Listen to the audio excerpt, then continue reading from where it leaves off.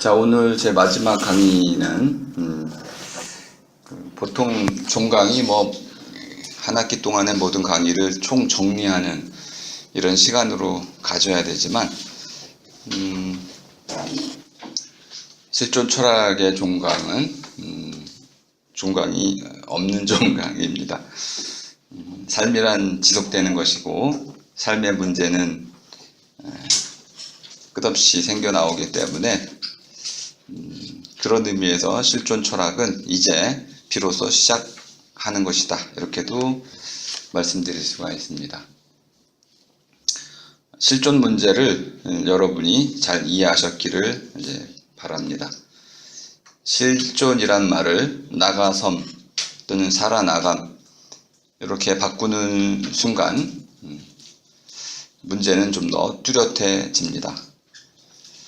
살아나가기 위해서는 무엇보다 태어남이라는 가장 큰 전제가 충족되어야 합니다. 태어남은 한나 아렌트의 경우 인간의 가장 근본적인 조건으로 제시가 됐던 것입니다. 오늘날 우리가 끊임없이 생일 축하 노래를 부르는 이유는 삶이라는 것이 모든 사람에게 축복된 일이라는 것을 뜻하는 것입니다. 살아있다는 것, 살아나간다는 것, 자신이 되고자 하는 사람을 이루어 나간다는 것, 이 모든 것은 삶이 가져다주는 가장 큰 보람일 것입니다. 나이 들어서 되돌아보는 시간이 많아질 때 사람들은 자기가 살아온 과정을 미화합니다. 지나고 나면 모든 것이 다 아름답게 여겨집니다. 아름답게 여겨지는 이유는 어쨌든 서로 다른 요소들이 한데 잘 짜여서 나라는 주인공을 통해서 하나의 길을 만들어 왔기 때문입니다. 서로 달라 보이는 모든 요소들이 목도리처럼 하나의 무늬를 이루고 하나의 길을 이루어 오는 것은 기적과 같은 일입니다. 끊어지지 않고 한 올 한 올이 기적처럼 이어져서 나중에는 하나의 묶음이 되어서 결코 끊어지지 않는 단단한 밧줄이 되고, 밧줄들이 또 한데 엮여서 모아리가 되고 사람 무리가 되어서 인류가 되고, 그 모든 사람들이 서로에게 좋은 삶을 뒤쫓거나 이루어 나가기 시작하면서 우리 삶이 거대한 전환들을 맞이하게 됩니다. 아마 여러분은 어제 그러한 전환의 한 물줄기를, 한 구비를 직접 보신 셈입니다. 한국 사회가 이제는 과거와 완전히 다른 모습을 보이고 있습니다. 이런 변화는 한편 매우 긍정적인 것입니다. 평화라는 것은 서로 사이좋게 지내는 것을 말합니다. 평화는 가장 역동적인 모습입니다. 만나면 즐겁고 만나면 보람이 생기는 그런 관계가 평화이지, 이제까지 우리가 이해해왔던 수동적인 전쟁이 없는 상태, 그런 것을 평화로 이해해서는 안 됩니다. 평화는 역동적인 것입니다. 서로 사이좋게 지내기 위해서는 우선 나부터 사람다운 삶을 살아갈 수 있어야 하고, 우리 모두가 더불어 함께 사람답게 살아갈 수 있도록 서로 돕고 잘 이끌어 주어야만 합니다. 이것을 연대라고 하는 것입니다. 시민연대는 국가나 정부 그 어떤 단체보다도 강력한 끈입니다.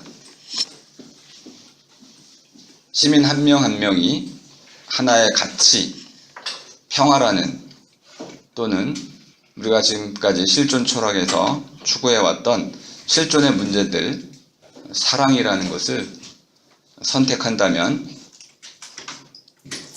우리를 묶어주는 그 한 울타리 끈은 절대 끊어지지 않습니다. 그동안 실존 철학은 마치 개인의 문제인 것처럼 이해되어 왔지만 개인은 없습니다.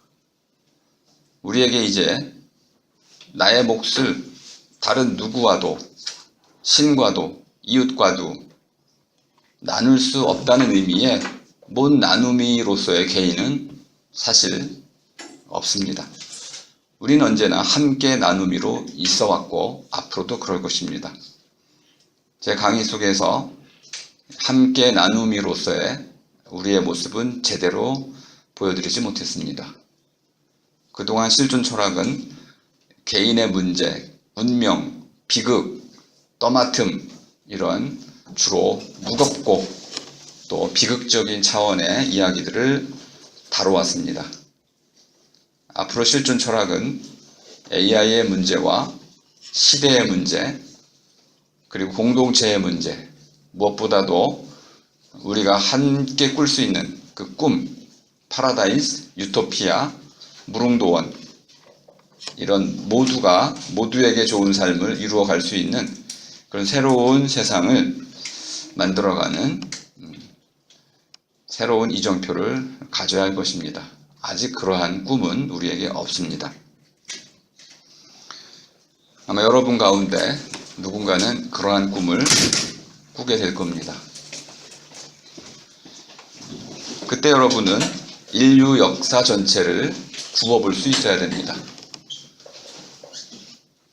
인류 역사는 지구의 탄생으로부터 비롯됩니다. 우리 스스로를 지구 사람이라는 새로운 인식을 가질 때 우리는 보다 넓은 관점을 얻게 됩니다. 한나 아렌트가 말하려고 했던 탄생의 의미도 그런 것입니다. 우린 지구를 떠나서 살 수 없습니다. 좁히면 우리의 이웃과 우리가 살아가는 이 땅, 우리의 환경, 자연을 떠나서는 살아갈 수 없습니다. 심지어는 우리 세포 하나를 떠나서도 살 수 없습니다. 모든 것은 한데 이어져 있습니다. 따로따로 분리되어 있지 않습니다. 이제까지 우리는 근대라는 이념으로 모든 것을 분리시켜 왔습니다. 개인주의를 통해서 우린 자유를 얻었습니다. 페미니즘은 여성의 독립을 의미하는 것이 아닙니다. 페미니즘은 근본적으로는 모든 사람이 더불어 사이좋게 잘 살아가자는 더 큰 이념을 갖고 있습니다. 양성평등이 구현되면 출생률이 높아집니다. 우리 사회가 사람답게 살아갈 수 있는 세상으로 바뀌면 우리가 갖고 있는 수많은 문제들은 아주 쉽게 해결되기도 합니다. 우리는 갈등과 이념투쟁 그리고 수많은 고집, 편견으로 말미암아서 문제 해결 능력을 잃어버리고 있는 것입니다. 제가 첫 시간에 했던 말을 여러분이 기억하실지 모르겠네요. 결국 실존 철학의 문제는 나는 누구인가라는 이 하나의 물음에 달려있는 것이다. 세상은 내가 다른 사람이 되는 순간 바뀌게 됩니다. 거꾸로가 아닙니다. 세상이 바뀌면 내가 바뀐다? 그런 일은 일어나지 않습니다. 모든 것의 출발은 나 자신인 것입니다. 근데 이 나라는 말 자체가 대단히 어려운 의미를 갖고 있었습니다. 나는 나아진 자고 낳는 자이고 너와 또 그들, 저들, 우리 가운데서 이 세상과 더불어 함께 짜여 나가는 자입니다. 함께 짜이는 자입니다. 고립된 나라는 없습니다. 못 나누미는 이 세상에 실존하지 않습니다. 사람은 언제나 더불어 함께 살아갈 수밖에 없는 운명을 이미 타고났습니다. 태어남 자체부터가 그렇습니다. 심지어 죽음도 홀로 죽는 것이 아닙니다. 죽는 사람은 세상 속으로 죽습니다. 그는 세상을 떠나는 게 아닙니다. 그는 기억되고 기념되고 기려집니다. 실질적인 죽음은 잊히는 것이라고 말씀을 드렸습니다. 우리가 학문을 하는 가장 중요한 이유는 우리 선조들이 닦아온 그 진리를 잊지 않기 위한 것입니다. 그리고 그것을 우리 후손에게 물려주기 위한 책무를 떠맡는 것입니다. 진리에 귀 기울이지 않는 사람들은 결국 인류 역사를 배반하는 것입니다. 너무 거창하게 말씀을 드렸지만 가족사에서도 마찬가지인 것입니다. 자기 자신에 대해서도 우리는 역사적 책무가 있습니다. 내가 누구인지를 잊어버린 사람은 그는 아무도 아닌 자입니다. 자기 자신이 누구인지를 올바로 깨닫고 그러한 객관적 인식 위에서 보다 나은 나를 꿈꾸고 그것을 이루어 나갈 때 실존의 과제인 나가섬과 들어섬을 제대로 수행해 나가는 것입니다. 실존 철학은 단순히 이론이 아닙니다. 이론과 실천의 분리를 넘어서서 우리가 흔히 말해왔던 극기복례와 같은 것입니다. 나 자신에 편합되고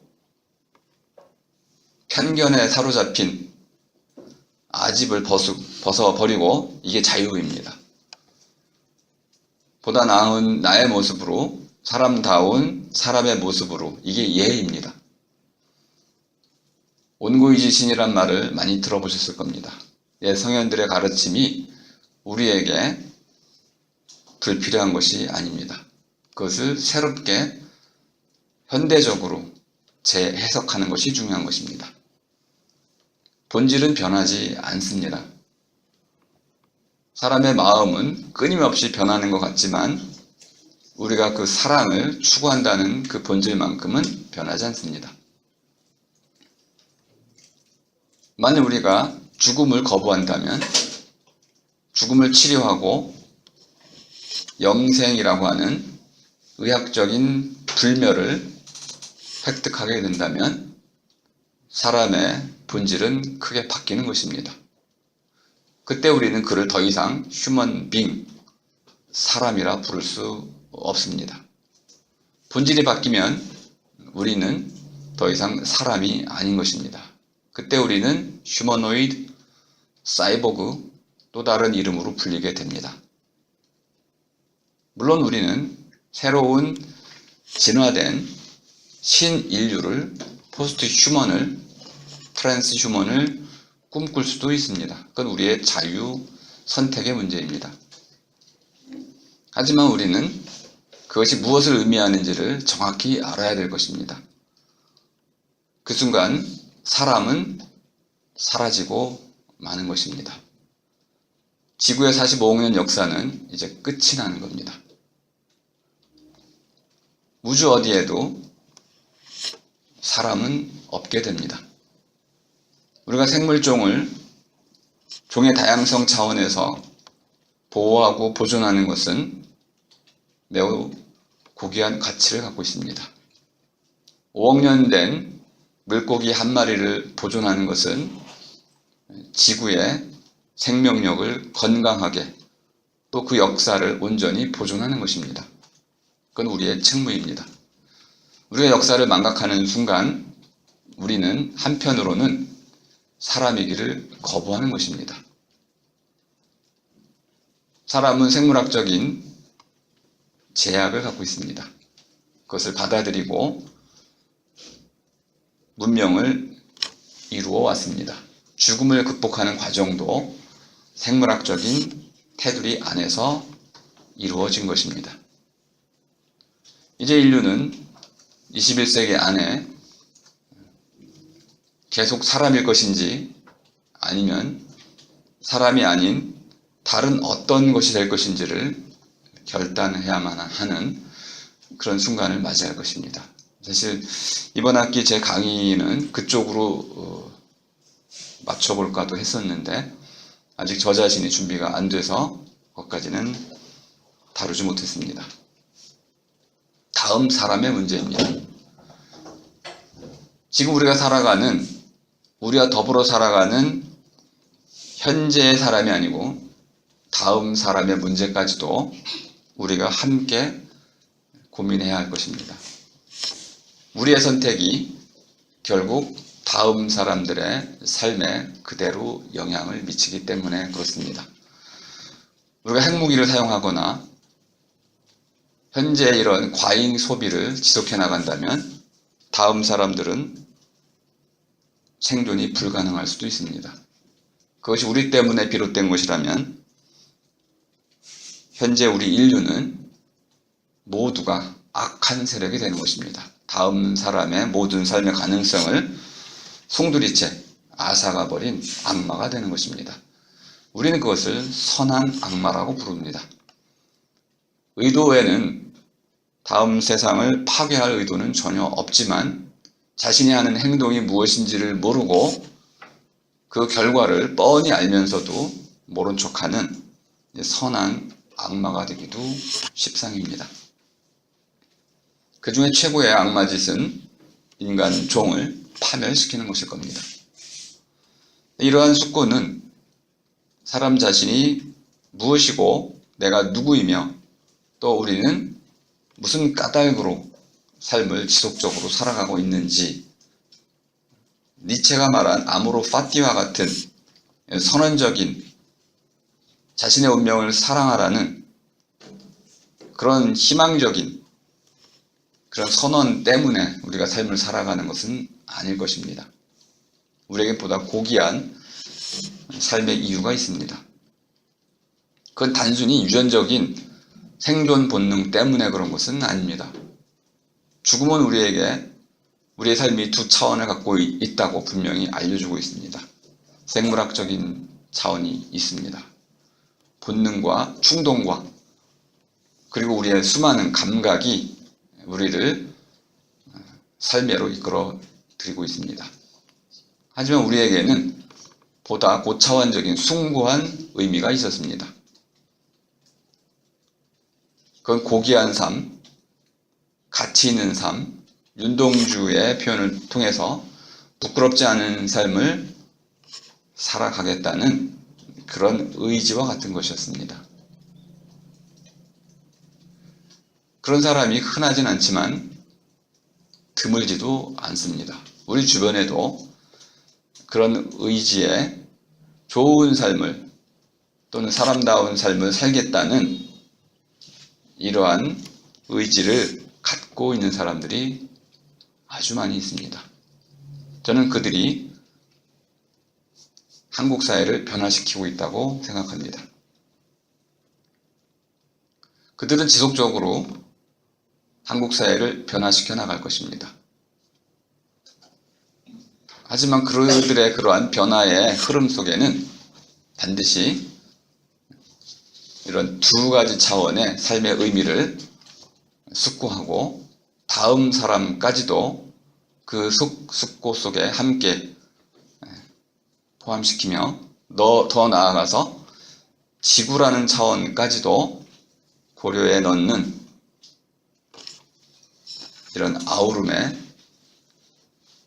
사고가 필요합니다. 실존 철학은 이제 앞으로 무한히 확장돼야 될 것입니다. 이번 학기 제가 강의했던 내용은 주로 나의 문제였습니다. 하지만 이 나의 문제는 결코 우리와 분리된 것이 아니고 자연과 반대되는 것도 더욱 아닌 것입니다. 우리가 살아나감의 철학이라고 말할 때, 또 철학을 슬기 말킴이라는 말로 바꿨을 때 어떻게 살아나가는 것이 슬기로운 삶일까요? 이것이 실존 철학의 핵심 물음이 될 것입니다. 나는 누구인가라는 이 물음은 실존 철학의 근본 물음이고, 어떠한 삶이 슬기로운 삶인지, 슬기로운 삶을 어떻게 살 수 있는지를 묻는 것은 핵심 물음이 됩니다. 이번 학기 제 강의는 핵심 물음은 빠져 있습니다. 여러분 각자가 실존 문제를 다뤄 나가시면서 그 문제를 찾아낼 수 있기를 바라겠습니다. 이번 학기 제가 두 가지를 좀 심혈을 기울였다고 할 수 있는데요. 하나는 예술적인 생각과 과학적인 이 생각을 여러분이 한데 아우를 수 있어야 된다. 이제까지 우리는 과학 중심으로 200년 이상을 살아왔습니다. 과학은 속속들이 안다는 뜻을 갖고 있습니다. 속속들이 알기 위해서는 삶의 분야를 거듭 좁혀야만 했습니다. 아주 유명한 과학자는 DNA 이중 나선 구조를 밝혔지만 어처구니 없게도 인종차별주의자가 됐습니다. 이런 황당무계한 일이 벌어지는 일은 속속들이 안다는 것에 문제점을 우리가 다시 한번 깊이 깨달아야 한다는 것을 뜻합니다. 속속들이 아는 것도 중요하지만 두루두루 아는 것도 그에 못지않게 중요한 것입니다. 흔히 표현하는 말로는 제너럴리스트와 스페셜리스트, 이 둘을 융합해야 한다. 이런 의미로 여러분이 알아들으셔도 되겠습니다. 실존 철학은 하나의 철학이 아니라고 저는 생각을 합니다. 내가 누구인지는 철학에서만 다루는 것은 아닙니다. 문학에서, 종교, 정치, 그리고 심지어는 자연과학에서조차 내가 누구인지를 다루고 있습니다. 가장 오래된 책 가운데 하나가 자연에 관하여라는 이름으로 쓰인 책입니다. 그때 자연은 우리말 자연과는 전혀 다른 말입니다. 피시스라는 말입니다. 피시스는 떠오른다는 것입니다. 직역하자면 떠오르는 것에 관해서, 해에 관해서, 달에 관해서, 별에 관해서, 영웅에 대해서, 또는 새로운 시대에 대해서 떠오르는 모든 것을 그 원리의 관점에서 파고들고 그 원리를 밝히고자 했던 학문이었습니다. 그걸 바탕으로 이제 외연을 넓혀서 속속들이 삶의 슬기를 깨끗하게 맑히고 그 맑은 물로서 투명하게 진리를 깨닫는 이런 길을 2500년을 걸어왔던 셈입니다. 오늘날 우리는 이러한 통합된, 통섭된 한데 아우르는 생각의 훈련을 더 이상 받지 못하고 있습니다. 이것은 한편으로는 전문가를 기르는 데는 유용했지만 인류 전체라는 관점에서 보자면 핵무기를 만들고 나노물질을 만들고 하는 인류 자멸, 반물질을 만드는 또는 유전자 개발을 통해서 세포를 만드는 과학의 무자비한 폭력을 행사해 왔습니다. 과학자들 자체도 문제지만 그런 것을 용인한 인류의 역사도 문제인 것입니다. 항상 문제는 있게 마련이고 문제가 있는 곳에 물음이 있고 물음이 있는 곳엔 어떻게든 답이 있게 마련입니다. 우리가 답을 찾으면 그 답은 우리를 해결합니다. 우리가 어떤 답을 내리느냐가 우리의 운명을 결정짓는 것입니다. 이 모든 숙고에는 밑바탕에 나는 누구인가? 나는 어떤 사람이 되고 싶은가? 라는 근본 물음이 언제나 깔려 있는 것입니다. 실존 철학은 근본 학문인 것입니다. 내가 누구인지를 모르고 내가 하는 일만 가지고 삶을 살아나간다면 그는 삶을 망쳐버릴 것입니다.